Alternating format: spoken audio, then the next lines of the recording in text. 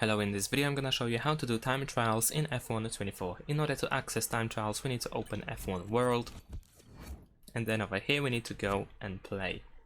Now go to the right until you find time trial, and then over here you can select the category. You have F2 2023 or F1 2024.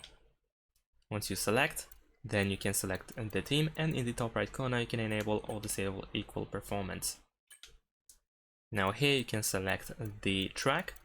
So let's say we're gonna choose Great Britain, and then we start the time trial. Then we need to simply go to the track. In the bottom right corner you can find buttons that you need to press. You can also open the information about this track and the time trials. So let's go right to the track, and then we have the flying lap. And there we go, we are now doing the time trial.